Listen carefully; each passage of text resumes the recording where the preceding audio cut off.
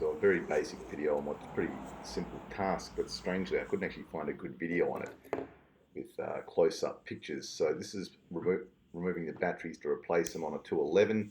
So basically you've got that little lever on the outside, you push it laterally and the emergency key can be pulled out. This is a lot easier with a small screwdriver, I've got to say. Now the next stage, you need to push this lever medially or towards the center, and then you can push the chrome top out. My nails are not very good, so I actually had to push this out with a small screwdriver again, and you'll see that in a sec, to reveal the two CR2025 batteries, which you need two of.